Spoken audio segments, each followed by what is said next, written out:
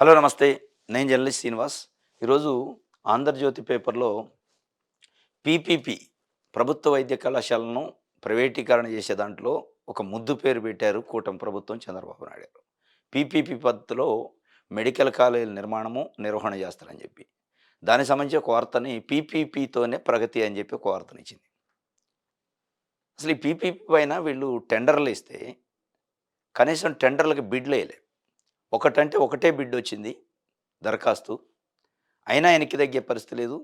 మరి ఎందుకు ఈ పీపీపీ పైన ఇంత పంతం? ఎందుకు ఈ పట్టుదల? మొండి వైఖరి?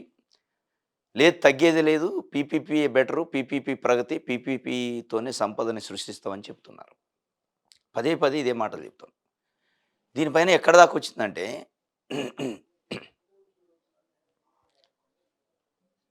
దీనిపైన ఎక్కడి దాకా వచ్చిందంటే పీపీపీలో అసలు దరఖాస్తు చేసేవాళ్ళు లేక దాన్ని వెనక్కి తీసుకుంటారేమో అనే ఒక చర్చ జరిగితే లేదు లేదు తగ్గేదే లేదు ముందుకు పోవాల్సిందే. పీపీ పైన ఇంకా ఏమన్నా అవసరమైతే వీజీఎఫ్ అని వైబిలిటీ గ్యాప్ ఫండ్ అని అవసరమైతే వాళ్ళకి మనం ప్రభుత్వం నుంచి ఇంకా డబ్బులైనా కొంత కాంట్రాక్టర్లకు ఇద్దాం. వాళ్ళకి ఇంకా ప్రోత్సాహకాలు ఇద్దాం. ఇంకా భూమి కావాలంటే ఇద్దాం. ఇంకా డిజైన్లు ఏమన్నా వాళ్ళు వాళ్ళు కావాల్సిన అన్ని డిమాండ్లు నెరవేరుద్దాం. కానీ పీపీపీలో ఉండాలి. ప్రభుత్వ ఆధ్వర్యంలో మెడికల్ కాలేజీలు ఉండటానికి లేదని చంద్రబాబు నాయుడు గారు ఒక పంతం పెట్టుకున్నారు. ఈ పంతం ఎందుకు అంటే ఇది కొంతమంది ప్రైవేటు వ్యక్తులకు కట్టబెట్టే కార్యక్రమం. ఈ కొంతమంది ప్రైవేటు వ్యక్తులకు కట్టబెట్టి దాంట్లో కమిషన్‌లా ఇంకోటా మనం ఏదనొచ్చో గానీ, మొత్తానికి ఒక ఒక ఒక ప్రీ ప్లాన్డ్ స్కామ్ ఇది. అనేది బయట ప్రజల్లో, బుద్ధిజీవుల్లో చర్చ జరుగుతుంది. వాస్తవంగా ఈ బిడ్లు రాకపోవడానికి కూడా ప్రధాన రీజన్ ప్రభుత్వమే. ఎందుకు అంటే ఒకవైపు పెద్ద ఎత్తున కోటి సంతకాల సేకరణ, దీనిపై నిరసనలు, వ్యతిరేకిస్తున్నారు. ఇవన్నీ జరుగుతున్న సందర్భంలో మనం పబ్లిక్‌ని కన్విన్స్ చేయాలి అంటే ఏం చేయాలి? అంటే ఇంకా ప్రోత్సాహకాలు ఇస్తే ఇప్పటికే వ్యతిరేకిస్తాను. ఇంకా ప్రోత్సాహకాలు ఇస్తే ఇంక వ్యతిరేకత వస్తాయి. డైరెక్ట్‌గా ప్రోత్సాహకాలు ఇవ్వలేము కాబట్టి, బిడ్లు రాలేదు కాబట్టి కొత్తగా ప్రోత్సాహకాలు ఇస్తేనే వస్తాయని ఒక నెపం కోసం దరఖాస్తులు రాలేదని ఒక చర్చ నడుతుంది. దీనికోసం నిన్న మొన్నటి నుంచి వాజ్పేయి గారు అద్భుతం అని చెప్పారు. పీపీపీ కేంద్ర ప్రభుత్వం చెప్పింది. ఆయన చెప్పిండు, ఈయన చెప్పిండు, వాళ్ళు చెప్పారు, వీళ్ళు చెప్పారు. మొత్తానికి పీపీపీ దాన్ని సమర్థించే దానికోసం తెలుగుదేశం పార్టీ పత్రికలు పీపీపీ గురించి అద్భుతం అని వాళ్ళు చెప్పారు, వీళ్ళు చెప్పారు. ఆ మేధావి చెప్పిండు, ఈ మేధావి చెప్పిండు, వాజ్పేయి చెప్పిండు, లేదంటే మోడీ చెప్పిండు, జేపీ నడ్డా లెటర్ రాసిండు. ఇవన్నీ కుప్పిగంతులేస్తున్నాయి. ఇది అల్టిమేట్‌గా ఏందంటే వ్యతిరేకించని, బిడ్లు రాకపోని, బలవంతంగా అవసరమైతే మొత్తం మీకు చేతులెత్తేసి సరెండర్ అయితాం గానీ ప్రైవేటోళ్ళకి రండి మీరొచ్చి చేసుకోండి. దాంట్లో మాకు వాటాలు ఇయ్యండి అనే పద్ధతిలో జరుగుతున్నట్టు అనిపిస్తుంది. ఇప్పుడు ఇదే తెలుగుదేశం పార్టీకి సంబంధించి జిల్లా ఆఫీసులో, స్టేట్ ఆఫీసో, పార్టీ ఆఫీసో లేకపోతే ఆ పార్టీ ఆఫీసుల నిర్మాణాన్ని కూడా పీపీపీకి ఇస్తారా మీరు? ఇప్పుడు 25 జిల్లాలున్నాయి ప్రస్తుతం. 25 జిల్లాల్లో ఎక్కడన్నా ఆఫీస్ లేదు పార్టీ ఆఫీసు. పార్టీ ఆఫీస్ నిర్మించటము కూడా ఒక పనే. దాన్ని కూడా పీపీపీకి ఇస్తారా? లేదంటే మీ మంత్రుల్లో మీరో, మంత్రులు, ఉప ముఖ్యమంత్రి గారు ఒక ఇల్లు కట్టుకోవాలి హైదరాబాద్‌లోనో, బెంగుళూరులోనో లేదా అమరావతిలోనో. పీపీపీకి ఇస్తారా? ఏంటి పీపీపీ? అంటే ప్రభుత్వ మెడికల్ కాలేజీలు నిర్మించలేని పరిస్థితుల్లో ప్రభుత్వం ఉండి పీపీపీకి ఇచ్చి, దాంతో తప్ప వేరే మార్గం లేదని పదే పదే చెప్పే కార్యక్రమం చేస్తానంటే ఇదొక ప్రీ ప్లాన్డ్ స్కామ్ అనేది అర్థమవుతుంది. ఈ పంతం వెనక ఏందంటే క్విడ్ ప్రోకో ఉంది. ఈ పంతం వెనక కమిషన్‌లున్నాయి. ఈ పంతం వెనక వాళ్ళు కావాలనుకోని కొంతమంది కట్టబెట్టదలుచుకున్నారు. ఆ కట్టబెట్టదలుచుకున్న వాళ్ళ కోసం ఈ వీజీఎఫ్‌లు, వైబిలిటీ గ్యాప్ ఫండ్ అని, ప్రోత్సాహకాలని, ఇంకా భూములని, డిజైన్‌లు మార్చడం అని ఇవన్నీ పెట్టే కార్యక్రమం చేస్తుంది. ఇది చరిత్ర క్షమించదు. దీనిపైన ప్రశ్నించాల. ప్రజాస్వామ్యవాదులు, బుద్ధిజీవులు, పొలిటికల్ పార్టీలు, ప్రజా సంఘాలు ఇది చరిత్ర క్షమించదు. ఎందుకంటే కొన్ని వందల సంవత్సరాల పాటు ప్రజల ఆస్తి అది. ప్రజలకు వైద్య విద్య అందాల్సిన పేదలకు అందాల్సిన దాన్ని వాళ్ళ నోటికాడి ముద్దను గుంజే కార్యక్రమం చేస్తున్నారు. దీనిపైన వాస్తవంగా పెద్ద ఎత్తున పోరాటం కూడా జరగాల్సిందే. ఎందుకంటే ఒక దశ వచ్చింది. ఒక పాయింట్ ఆఫ్ టైమ్‌లో బిడ్లు రాలేదు. వెనక్కి తీసుకోవచ్చు కదా! ఏంటి ఆ పట్టుదల, ఆ పంతం? దేనికోసం? ఇంత మరీ విచ్చలవిడితనమా? అనేది ఒక చర్చ నడుస్తుంది. ఇది ఒక వార్త అయితే. ఇంకోటి ప్రజాశక్తి పేపర్‌లో బెల్ట్‌కు మరో పేరే సబ్‌లీజ్ అట. హ్మ్. ఇప్పుడు కొత్తగా గవర్నమెంట్ స్కూల్ రావు, గవర్నమెంట్ హాస్పిటల్ రావు, గవర్నమెంటు కాలేజీలు రావు. కానీ బెల్ట్ షాపులు వస్తాయి. వైన్ షాపులు ఎన్నంటే అన్ని పెంచుకోవచ్చు. ఆ వైన్ షాపులు కాకనే టెండర్‌లో ఏసిన వైన్ షాపులు కాక మళ్ళా వాళ్ళు సబ్ లీజ్‌కి ఇచ్చుకోవచ్చట. సబ్ లీజ్‌కి ఇచ్చుకొని గల్లీ గల్లీకి, ఊరు ఊరికి బెల్ట్ షాపులు పెట్టుకునే కార్యక్రమానికి అధికారికంగా ఇప్పటిదాకా అనధికారికంగా నడుస్తున్నాయి. ఇప్పటివరకు బెల్ట్ షాపులు. వాటిని అధికారికంగా గుర్తింపిచ్చి ప్రభుత్వం చిన్న లైసెన్స్ ఇచ్చి అమ్ముకోవచ్చు మీరు గల్లీ గల్లీకని. అంటే యూరియా బస్తాలు దొరకవు రైతులకు కావాలంటే, మందులు దొరకవు, రైతు పండించిన పంట కొనేవాడు ఉండడు, పంట గిట్టుబాటు ధర ఉండదు. కానీ మందుకి కొదవలేదు. ఆ మందు కోసం తపన పడతాను. ఇప్పుడు ప్రభుత్వ మెడికల్ కాలేజీని తీసిపోయి ప్రైవేట్ వాళ్ళకి అప్పచెబుతుంది. ఒక ప్రభుత్వ హాస్పిటల్ కట్టరు, ఆసుపత్రి కట్టరు, ప్రభుత్వ పాఠశాల కట్టరు, ప్రభుత్వ కాలేజీ కట్టరు, యూనివర్సిటీ కట్టరు.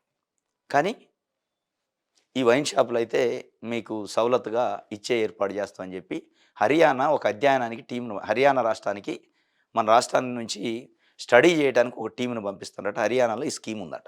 వైన్ షాపులు టెండర్‌లు తీసుకున్నోళ్ళు మళ్ళా సబ్ లీజ్‌కి ఇచ్చే కార్యక్రమం. స్టడీ చేసి వచ్చి ఇమ్మీడియేట్‌గా ఇంప్లిమెంట్ చేయాలి. నెక్స్ట్ అక్టోబర్‌కి ఈ కొత్త మళ్ళా మద్యం షాపులకి టెండర్‌లేస్తారు కదా! అప్పటికల్లా అది అమలు చేయాలి. అంటే ఎట్టి పరిస్థితుల్లో కంకణం కట్టుకున్నారు.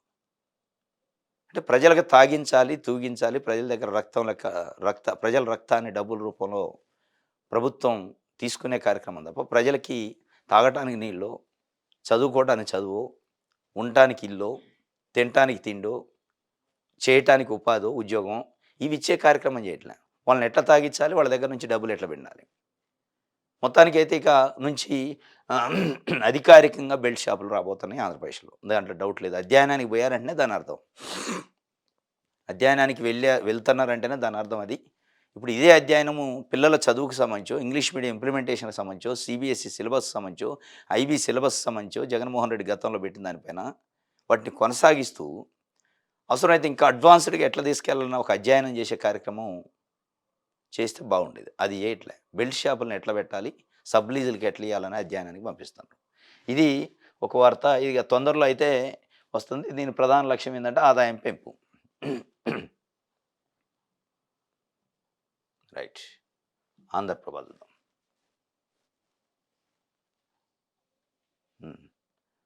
అప్పుడు ఐటీ మ్యాన్ అట, ఇప్పుడు ఏఐ మ్యాన్ అట. చంద్రబాబు కేంద్ర మంత్రి శివరాజ్ సింగ్ చౌహాన్ ప్రశంస. మోడీ, చంద్రబాబు జోడీతోనే స్వర్ణాంధ్ర సాధ్యమని వెల్లడి. వీరిద్దరు కలిస్తే 2 కాదు 11 అని వ్యాఖ్య. అప్పుడేమో ఐటీ మ్యాను, ఇప్పుడు ఏఐ మ్యాన్ అట చంద్రబాబు నాయుడు. అప్పుడు అంటే ఉమ్మడి ఏపీలో అప్పుడు బీజేపీతోని పొత్తున్నప్పుడు 2004 ముందు. 1995 నుంచి 2004 వరకు వాజ్పేయి గవర్నమెంట్‌లో కూడా ఎన్డీఏ కూటమిలో భాగస్వామ్యం. అప్పుడు ఐటీ మ్యాన్, ఇప్పుడు ఏఐ మ్యాన్. మరి ఇప్పుడు అప్పుడేమో ఐటీ మ్యాన్, ఇప్పుడు ఏఐ మ్యాన్ అయితే మరి కామన్ మ్యాన్ గురించి ఎవరు ఆలోచించాలి? ఇప్పుడు వచ్చిన ఇబ్బందల్లా అదే కదా! చంద్రబాబు నాయుడు గారు వస్తే ఐటీ వాళ్ళ గురించో, ఏఐల గురించో, పెట్టుబడిదారుల గురించో, పెత్తందారుల గురించో, పారిశ్రామికవేత్తల గురించో ఆలోచిస్తాడు. ఆయనకి ఈ మధ్య బెస్ట్ బిజినెస్ టర్నోవర్ ఏదో అవార్డ్ వచ్చింది. Performer award. Best farmer award రావట్లే. Farmer reforms award. కాబట్టి ఏఐల గురించి, ఐటీల గురించి ఆలోచించే మ్యాన్ ఉంటే మరి కామన్ మ్యాన్ గురించి ఎవరు ఆలోచించాలి? కామన్ మ్యాన్ పరిస్థితి ఏంటి? అది కదా! అంటే కామన్ మ్యాన్ అంటే మీకు గాని, చంద్రబాబు నాయుడు గారికి లెక్కలేదు. మోడీ, చంద్రబాబు జోడీతోనే స్వర్ణాంధ్ర అట. ఈ జోడీ 2014, 19లో ఉంది. ఇప్పుడు ఉంది. 18 నెలలయింది. ఏమొచ్చింది ఈ జోడీతోని? స్వర్ణాంధ్రలో ఒక 10% అయినా మీరు కోరుకున్న స్వర్ణాంధ్ర అయిందా? 18 నెలల్లో. అయిద్దా అసలు? అయ్యే అవకాశం ఉందా? పోలవరానికి సంబంధించి గాని, అమరావతికి సంబంధించి గాని, వెనకబడ్డ జిల్లాలకు సంబంధించి గాని ఏమొచ్చినాయి డబ్బులు? ఒక్క రూపాయి అంటే ఒక్క రూపాయి రాలేదు. అసలు అమరావతి కోసం గాని, రాష్ట్రం కోసం ఇక్కడ పుట్టి పెరిగిన ఈ ఈ ఈ మట్టి తల్లి బిడ్డలిచ్చిన భూమి త్యాగం తప్ప కేంద్రమో, రాష్ట్రమో ఇచ్చిన త్యాగం లేదు. నిధులు లేవు. ఒక్కటంటే ఒక్కటి. వాళ్ళిస్తున్నారు పాపం. మీకు భూమి తక్కువైనప్పుడల్లా అమరావతి రైతులు త్యాగం చేస్తున్నారు. వాళ్ళ భూములు త్యాగం చేసిస్తున్నారు. మరి ఆ త్యాగం కేంద్రం నుంచో, ఇటు చంద్రబాబు నాయుడు గారి నుంచో, ఇంకోటి నుంచో ఏది ఒక్కసారి కూడా లేదు కదా! స్వర్ణాంధ్ర సాధించే నాయకులు, అత్యంత సంపన్నమైన ముఖ్యమంత్రుల జాబితాలోని చంద్రబాబు నాయుడు గారు అమరావతి కోసం ఒక 100 కోట్లు దానం చేసిండా? లేదా మోడీ గారు అమరావతి కోసం దానం చేయకపోయినా ప్రభుత్వం నుంచి ఇచ్చారా? ఇవ్వలేదు కదా! అంటే మీరు అంటున్న స్వర్ణాంధ్ర, మీరు అంటున్న విజన్‌లు ప్రజలు చేస్తున్నారు త్యాగాలు. నాయకులు చేయట్లే. కామన్ మ్యాన్‌లట ఏఐ మ్యాన్ అట, ఐటీ మ్యాన్ అట. మీరు ఆలోచించాల్సింది కామన్ మ్యాన్ గురించి, కామన్ మ్యాన్ ఎజెండా గురించి, వాళ్ళ డిమాండ్‌ల గురించి, వాళ్ళ సమస్యల గురించి. అది వదిలేశారు. చాలా దారుణమైన విషయం. అక్కడి నుంచి ఢిల్లీ నుంచి వచ్చి ఆయన ప్రశంస చేస్తూ ఐటీ, ఏఐ మ్యాన్‌గా మీరున్నారు. కామన్ మ్యాన్ గురించి కూడా ఆలోచించండి అని అడిగితే పోయేది. ఇదే నాయకులు ఇప్పుడు పొగుడుతారు. ఆయన ఏఐ మ్యాన్, ఐటీ మ్యాన్ అని. మళ్ళా పొత్తులు తేడా వచ్చినాయనుకో, ఇంత దుర్మార్గుడు లేడు, ఇంత అవినీతి పరులు లేరు అంటారు. ఈయన కూడా ఇప్పుడు పొగుడుతుడు. మోడీని పొగుడుతుడు, అమిత్ షాని పొగుడుతుడు, చంద్రబాబు నాయుడు గారు. పొత్తులు తేడా వస్తే వాళ్ళని విమర్శిస్తారు. ఇది ఎప్పుడు చూస్తూనే ఉన్నాం మనం. ఇది ఒక వార్త.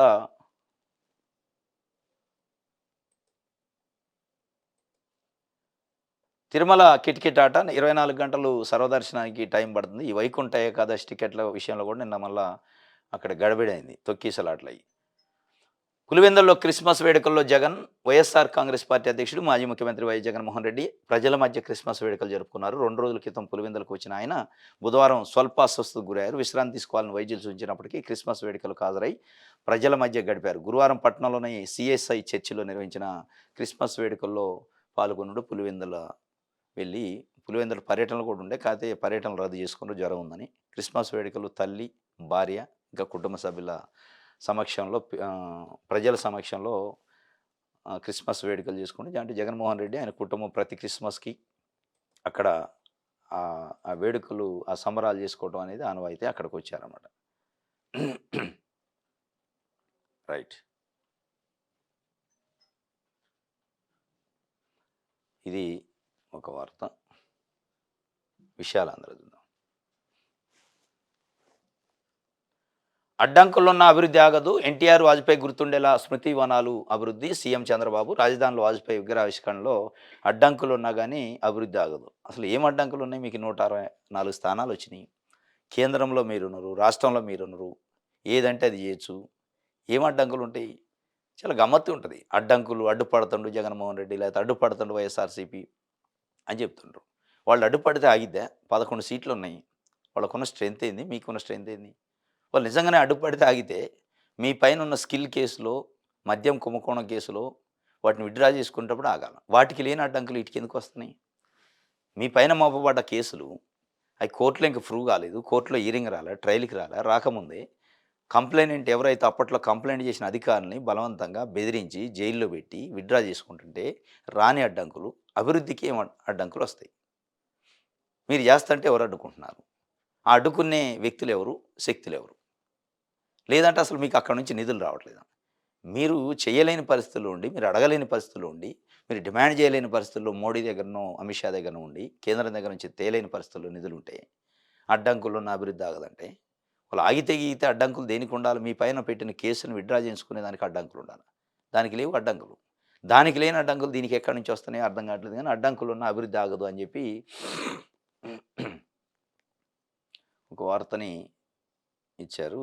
కేంద్ర నిధులపై బాబు సర్కార్ పెత్తనం. గ్రామాల గ్రహణం 15వ ఆర్థిక సంఘం సిఫార్సుల మేరకు గ్రామ పంచాయతీలకు కేంద్రం ఇచ్చిన నిధులపై ఆంక్షలు. రాజ్యాంగబద్ధంగా స్థానిక సంస్థలకు ఇవ్వాల్సిన నిధులను అడ్డుకుంటూ నిరంకుశత్వం. స్థానిక అవసరాలకు అనుగుణంగా కేంద్రం నిధులపై బాబు సర్కార్ పెత్తనం. అంటే గ్రామ పంచాయతీలకు డైరెక్ట్గా కేంద్ర ప్రభుత్వం నిధులు ఇస్తుంది. 15th ఫైనాన్స్ కమిషన్ నిధులు. అంటే వాళ్ళకి జీపీ వారిగా అక్కడున్న ప్రజల వారిగా వాళ్ళకి కేటాయిస్తూ ఉంటారు. ఆ నిధులను రాష్ట్ర ప్రభుత్వం తీసుకొని రాష్ట్ర ప్రభుత్వం ఆడుకునే పరిస్థితి. అంటే కండిషన్స్ పెడుతున్నారు పంచాయతీరాజ్ శాఖ. వాటిని మేము చెప్పిన పనులకే వాడాలి. డైరెక్ట్గా వాస్తవం గ్రామ పంచాయతీ అకౌంట్లోకి వస్తే గ్రామ పంచాయతీ పాలకవర్గం కూర్చొని వాళ్ళ గ్రామానికి ఎక్కడ అవసరం అయితే అక్కడ ఆ ఖర్చు పెట్టుకునే వెసులుబాటు ఉంటుంది. కానీ దానికి రాష్ట్ర పంచాయతీరాజ్ డిపార్ట్మెంట్ కమిషనర్ నుంచి, డైరెక్టర్ నుంచి ఉత్తర్వులట. 15th ఫైనాన్స్ కమిషన్ నిధుల్ని దీనికే వాడాలి, మేము చెప్పిన దానికే వాడాలి. అంటే దాని అర్థం ఏంది? మీరు ఇక్కడ నుంచి ఎజెండా ఇస్తారు. అంటే గ్రామంలో ఉన్న సమస్య వాళ్ళకి అవసరం లేక మీరు ఇచ్చే డైరెక్షన్స్, మీరు ఇచ్చే ఆర్డర్ల ప్రకారం ఫాలో కావాలని చెప్పి ఈ దుర్మార్గం. ఇప్పుడు అధికార వికేంద్రీకరణ చేయాలి. అధికార వికేంద్రీకరణలో గ్రామ పంచాయతీ పాలకవర్గాలకి స్వయం ప్రతిపత్తి ఉంటుంది. వాళ్ళకి మీరు ఇచ్చేవి కావు, కేంద్రం ఇస్తుంది. కేంద్రం ఇచ్చే పర్పస్ వేరు. కేంద్రం ఇచ్చే పర్పస్ను వాళ్ళు వాడుకోవాలి. అది లేదు అని వాళ్ళని కట్టడి చేసే కార్యక్రమం చేస్తాను. ఇప్పటికే అధికార వికేంద్రీకరణకు వ్యతిరేకంగా మీరు గ్రామ సచివాలయాల పైన కుట్ర, గ్రామ వాలంటీర్ల పైన కుట్ర చేస్తున్నారు. ఇది ఒక కొత్తది తీసుకొచ్చే కార్యక్రమం చేస్తున్నారు.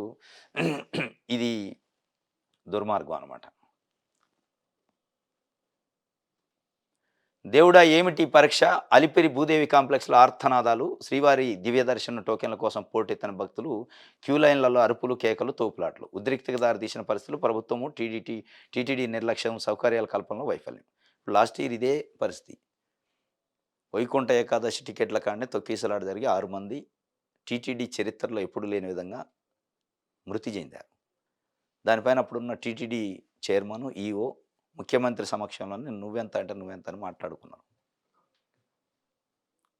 అయినా గాని మరి దాని నుంచి ఏమైనా గుణపాఠం నేర్చుకున్నారా అంటే నేర్చుకున్నట్టు ఏమనిపియట్ల. మళ్ళా తొక్కిసలాటలు మళ్ళా సరే ఈసారి దెబ్బలు తగలపోవచ్చు కానీ మళ్ళా అదే తొక్కిసలాటలు. అదే ఉంది. అంటే మీ నిర్లక్ష్యానికి కనపడుతుంది. మీ నిబద్ధత ఎంతుంది? మీ నిర్లక్ష్యం ఎంతుందనేది దాంట్లో కనపడుతుంది. అయినా గాని ఏం మార్పు లేదు. మళ్ళా వీళ్ళు టీటీడీ చైర్మన్ గాని, టీటీడీ ఈవోలు గాని, టీటీడీ ఎంప్లాయీసు ఎవరైనా టీటీడీ పైన ప్రశ్నిస్తే, మాట్లాడితే కేసులు పెడతా ఉంటారు. మరి ఎవరి పైన పెట్టాలి కేసులు? ఇప్పటికే 6 మంది చనిపోయారు లాస్ట్ ఇయరు. అయినా జాగ్రత్తలు లేవు. నిర్లక్ష్యము. ఇప్పటికే దేవాలయాల దగ్గర గోడలు కూలి చనిపోతున్న పరిస్థితి. తొక్కిసలాటలో చనిపోతున్న పరిస్థితి. అయినా గాని కనీసం ప్రీ ప్లాన్ లేకపోతే, జాగ్రత్తలు తీసుకోపోతే ఏదైనా జరిగితే అనివార్యంగా జరగరానిది ఎవరు బాధ్యులు? సమాధానం ఉండదు. ఇది వాళ్ళ నిర్లక్ష్యానికి నిలువుటద్దం కనపడుతుంది. అయినా ఎవరు ప్రశ్నించొద్దు మళ్ళా. రైట్. ఇది సాక్షికి సంబంధించి. ఈనాడు. ఈనాడు చూద్దాం.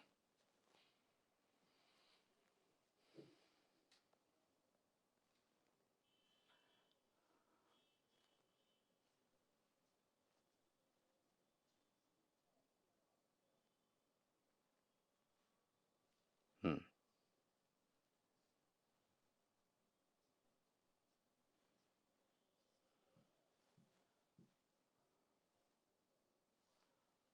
వీఆర్ఎస్ నిర్ణయం వెనక్కి తీసుకుంటే తీవ్ర చర్యలుంటాయని బెదిరించారు మాజీ ఐఏఎస్ ప్రవీణ్ ప్రకాష్ వెల్లడి. స్వచ్ఛంద పదవి విరమణ దరఖాస్తు వెనక్కి తీసుకుంటే తీవ్ర పరిణామాలుంటాయని అప్పట్లో తనను కొందరు బెదిరించారని మాజీ ఐఏఎస్ అధికారి ప్రవీణ్ ప్రకాష్ తెలిపారు.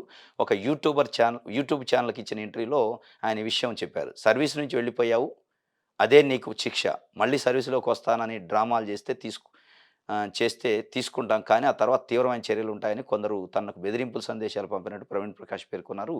అయితే వారి పేర్లను ఆయన వెల్లడించలేదు. బెదిరింపులు వచ్చిన తర్వాత కూడా తాను అప్పటి సీఎస్ నీరబ్ కుమార్ ప్రసాద్‌ని కలిసి తన మనసులో మాట చెప్పినానని, ఆయన కూడా వద్దని సలహా ఇచ్చారని తెలిపారు. నువ్వు దరఖాస్తు చేసినా ప్రభుత్వం తిరస్కరిస్తుందని నీరబ్ కుమార్ తనతో చెప్పినట్టు ప్రవీణ్ ప్రకాష్ పేర్కొన్నారు. 2024లో కూటమి అధికారంలోకి వచ్చాక నాకు పోస్టింగ్ ఇవ్వలేదు.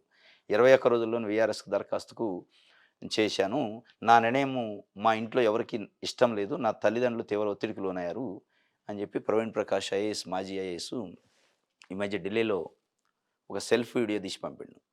నేను పశ్చాత్తాపపడుతున్నా అప్పట్లో చేసిన పనులకి.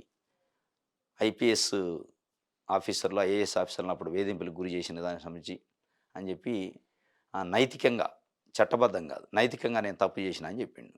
ఆయన మొత్తానికి ఏంటంటే కుప్పిగంతులు వేసిండు. మొత్తానికి క్షమాపణలు చెప్పిండు అప్పుడు చేసిన పనులకి. చెప్తూ వాస్తవంగా ఆయన క్షమాపణ ఆయనకు ఉన్న ఉద్దేశం ఏంటంటే ఆయన ఏదో తప్పు చేసినట్టు కాదు. చట్టబద్ధంగానే చేసినా అంటాడు. నైతికత ఏముంటది? చట్టబద్ధత ఏముంటది ఏదైనా. ఆయన ఏదో రీపోస్టింగ్ కోసం ఒక ప్రయత్నం చేసిండు.